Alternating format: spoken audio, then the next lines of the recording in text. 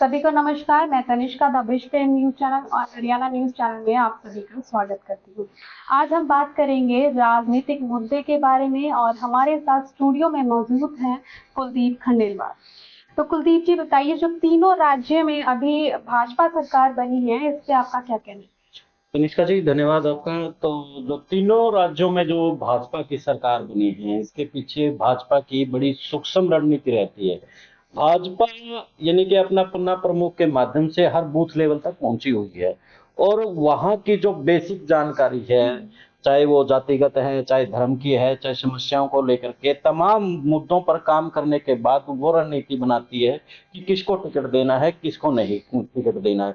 उसके साथ में सबसे बड़ी जो चीज रहती है बीजेपी के लिए कि अब मान के चलो वहां पर कोई हिंदू और मुस्लिम दोनों है और साथ में जातियों का अनुसूचित वर्ग है, पिछड़ा वर्ग है, तो ओबीसी को लेकर के जैसे कहा जाता है, अब वहां पर मुस्लिमों के क्षेत्र में दूसरा खड़ा कर दिया जाता है वो उम्मीदवार।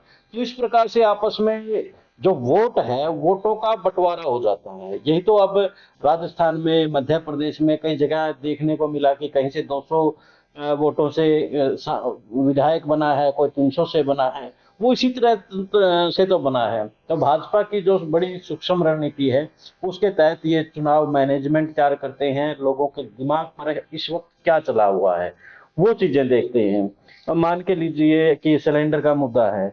अब सिलेंडर के मुद्दे पर क्या कुछ बात है, उनको इस बात से मतलब नहीं है कि ये पूरा करना है, लेकिन लोगों को ये दिखाना है, क्योंकि वो एक डर की राजनीति, नफरत की राजनीति, दूसरी जो लोगों की बेसिक नीड है उस पर भी काम करते हैं। वो बात की बात है कि चुनाव के बाद सबको पता उन चीजों को भुला दिया जाता है। और जो ईवीएम को लेके जो सवाल उठ रहे हैं, उसके बारे में आप क्या कहना चाहेंगे? देखो, ईवीएम एक डिजिटल सिस्टम है, डिजिटल व्यवस्था है और काफी देशों ने ईवीएम को बंद भी कर दिया है। लेकिन मेरा मानना यही है कि देखो, ईवीएम में छेड़खानी तो होती होगी थोड़ी बहुत, लेकिन ज्यादा नहीं है। बीजेपी की जो रणनीति है वो अहम रोल अदा करती है। मैंने अभी आपको जैसे बताया कि बीजेपी कैसे वोटों का बंटवारा करवाना है वो भी अच्छी तरह से जानती है, किस उम्मीदवार को मैदान में उतारना है। उसके पीछे उनके कई सर्वे होते हैं, चाहे प्राइवेट है या फिर सरकारियां हैं। तो वहां की जिस प्रकार से मैं एक दिन प्रशांत किशोर को लेकर के कुछ स्टडी कर रहा था, उसमें मेरे सामने बंगाल का चुनाव है, चाहे फिर बिहार का चुनाव है, वो मेरे सामने आया कि बंगाल के और बिहार के अंदर छोटी छोटी समस्याएं थी, क्योंकि जो बड़ा वोट बैंक है उनकी छोटी समस्याएं हैं। उसे इस बात का से कोई मतलब नहीं है कि वहां पर हाईवे बन रहा है, वहां पर यूनिवर्सिटी बन रही है। उनकी छोटी छोटी अपनी नीड है, जैसे कि नालियां बनानी है, किलियां बनानी है, या पानी का वो सुधार की बातें हैं। तो उस तरह की जो चीजें हैं उन पर भी बीजेपी अपना पूरा काम करवाती है और उसी तरीके से फिर अपना एक चुनाव मैनेजमेंट के तहत उन पर डिस्कशन होने के बाद तब चुनाव लड़ती है। ये कह सकते हैं कि एक और 11 ईवीएम और प्लस में जो चुनावी रणनीति है वो मेन रखती है। कांग्रेस ये चीज नहीं कर पा रही है। कांग्रेस के जो नेता हैं, आपस में लड़ाई झगड़े गुटबाजी तमाम ये चीजें रहती हैं, लेकिन बीजेपी में जो ऊपर से आदेश आया वही आदेश माना जाता है। तीनों राज्यों में जो हार का असर है, क्या आपको लगता है लोकसभा चुनाव पे पड़ेगा? निष्का जी, मैं जब चुनाव की काउंटिंग के बाद तमाम जो इलेक्शन कमीशन की वेबसाइट है उस पर मैंने जाके देखा, और रमेश का भी, जो जयराम रमेश है जो कांग्रेस का बड़ा लीडर, उनका भी एक ट्वीट आया था और उसने उस पर भी बताया था कि बेशक से हम चुनाव हारे हैं, लेकिन हमारा जो वोट प्रतिशत है वो बढ़ा है। यानी कि अगर मान के चलो 4 करोड़ टोटल वोट आए हैं और भाजपा के 4 करोड़ 9 लाख वोट कांग्रेस के आए हैं, तो 9 लाख कांग्रेस के जो वोट बढ़े हैं। मैंने जैसे पहले बताया है कि चुनाव की मैनेजमेंट बीजेपी करती है। अब राजस्थान में जिस प्रकार से 34 सीटें हैं बिश्नोई समाज की, उसमें से 24 सीटें कुलदीप बिश्नोई के मार्फत जीत ली है।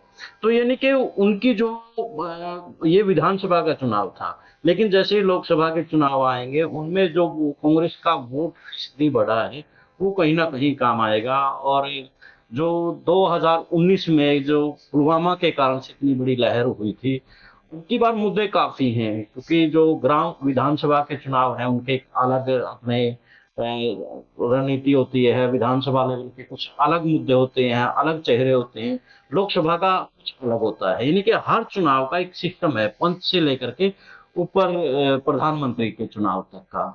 तो इसमें यही कहूंगा कि लोकसभा के चुनाव में ज्यादा फर्क नहीं पड़ेगा, क्योंकि लोग भूलना जानते हैं।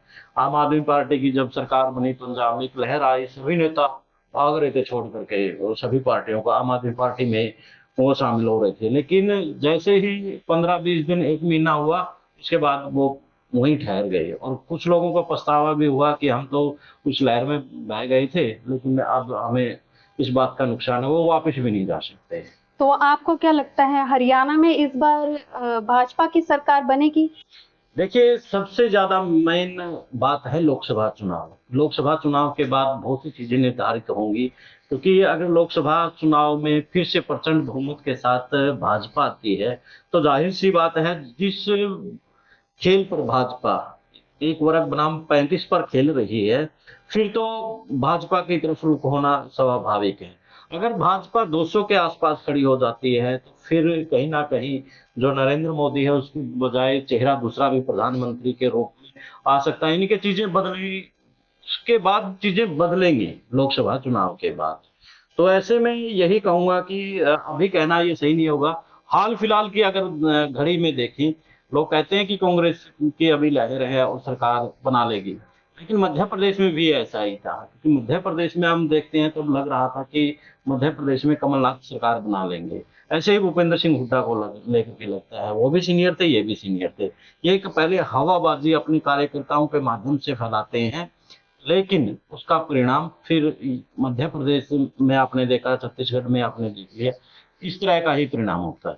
तो मैं आपसे एक अहम क्वेश्चन पूछना चाहूंगी अब, मैं आपसे एक अहम प्रश्न पूछना चाहूंगी अब, कि क्या मनोहर लाल खट्टर को क्या सरकार बदलेगी, भाजपा बदलेगी? देखिए, मनोहर लाल खट्टर को बदलना बड़ा मुश्किल है, क्योंकि मनोहर लाल खट्टर अब जिस 35 वर्ग की भाजपा राजनीति करती है, उसका एक बड़ा चेहरा बन चुके हैं। और हरियाणा में चौधरी भजन लाल थे, जिसने पैटर्न शुरू किया था, जिसको उस समय जाट और गैर जाट में बोला जाता था, और आज उसको एक वर्ग बनाम 35 वर्ग बनाम में बोला जाता है। तो यानी कि एक तरफ 22% है, और दूसरी तरफ जो 35 बिरादरी है वो खड़ी है।